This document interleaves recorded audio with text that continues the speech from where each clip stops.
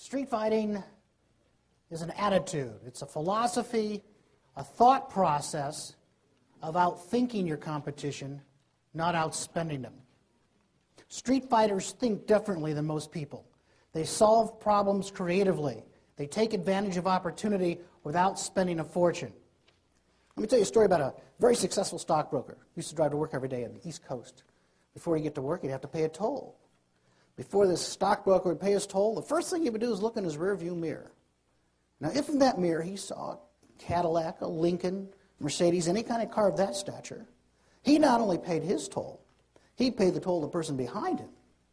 Take out a business card, write a note on the back, hand it to the toll booth attendant, say, "Please take care of my very good friend behind me," and drive on off. Guy would pull up ready to pay the toll. The guy in the booth says, "Sir, you can go right on through. Your good friend took care of it for you." He goes, "My good friend, what are you talking about? What's going on here?" He hands him the business card. The note on the back said, "If you think this is an interesting way of getting your attention, think of all the creative things I could do for your portfolio." He got more new clients off a 90-cent toll than all the expensive advertising and marketing his company did for him. Now, I know what you're thinking. I'm not a stockbroker. I don't have to pay a toll to get to work. What does this have to do with me? Well, one of the first basic concepts of street fighting is there's nothing new under the sun. It's all been done before, which in itself is not a new idea.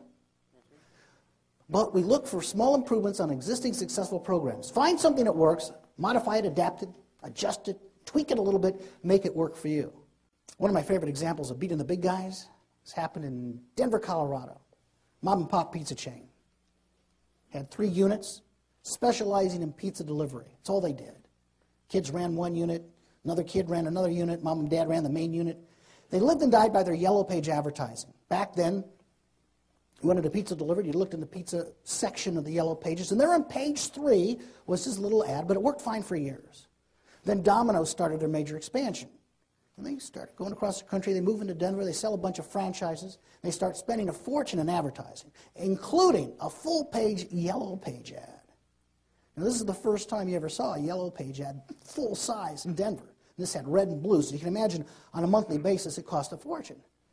Naturally, Domino's gets page 1 of the pizza section. On the back of the Domino's ad, there's 4 major competitors. Poor mom and pop kid shoved to page 5, which meant when the new yellow page book was released, his sales instantly started to drop. What do? How do you compete?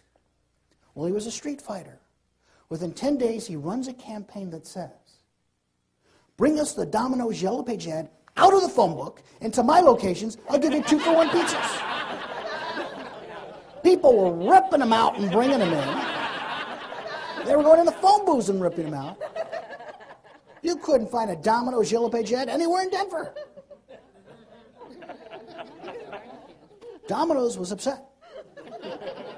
They had to pay for that ad for another 11 and a half months. Matter of fact, while we're talking about competition, I don't know if you read this one last year. There was a McDonald's in Virginia Beach, Virginia, on a peninsula that had no direct competition. It was the only fast food restaurant in this one area. It was doing over $2 million a year, almost twice the national average. Wendy's finds out about it, which is based in my hometown of Columbus, Ohio. Wendy's finds out about this and says, "We got to be there. I mean, what, 20, 30% market share, we're making money. We can't lose." Wendy's decides to build a unit literally next door to the McDonald's. They're all excited. They're going to have this huge grand opening. They're planning all this huge events. They're going to have balloons and clowns and everything there. And they figure, okay, during the grand opening, with the media hype and the excitement, we could run that up to 35, 40, maybe 50% market share. We'll settle in from there, and we're going to have an extremely profitable unit. The franchisee was planning his retirement. On the day of the grand opening, which was advertised well in advance, the McDonald's owner puts up a big banner on his store. It says, "In honor of our new neighbors, we will be closed. Go visit them."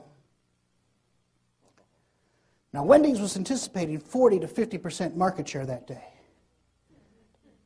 They weren't anticipating 100% market share that day. Let me ask you a question. What's the main reason you go to a fast food restaurant?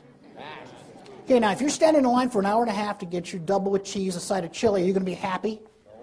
People were waiting in line for hours. They were starting to complain. They were putting pressure on the kitchen. And then the worst thing that could happen at a Wendy's at about 12 o'clock happens. They ran out of meat. Something you don't want to do at a Wendy's. People in the back of the line were yelling, "Where's the beef?" They got such a bad reputation from that grand opening experience, the unit was forced to shut down 90 days later. Now, that McDonald's owner was smart. That's why we call it street fighting. He was protecting his turf. He used creativity and dealt with his competition. We can't always do it that distinctively, but he was able to solve his problem. West Coast hair salon, very successful. This guy did everything right. Priced his haircuts at $15, mid-range for the marketplace. Good customer service. He'd go to all the conventions, learn the newest styles. After a couple of years, you start seeing the same faces every 4, 6, 8 weeks. Built up a loyal clientele, very successful business. Then a new shopping center is built directly across the street from his salon. In that shopping center, they put in one of those discount haircut franchises, Fantastic Sam's. Do you have those around here? You know what I'm talking about? It's like the McDonald's of haircuts. They put in one of those. The Fantastic Sam's guy buys the billboard right in front of the shopping center with nothing but a plain blue background, plain white letters. It simply said, "We give $6 haircuts." Now think about it. Here's all these people going to their $15 haircut appointments over the course of a month. They see a huge sign across the street, "We give $6 haircuts." They quickly do the math, probably even without a calculator. Figure, hey, that's a lot cheaper. Let's give them a shot. And a lot of his so-called loyal customers start going across the street. What's he going to do? How's he going to compete? Well, he buys the billboard in front of his own salon. He uses the same blue background, same plain white letters he put, "We fix $6 haircuts." That turned him around. What's the reason people buy? Is it price or is it something else that you offer?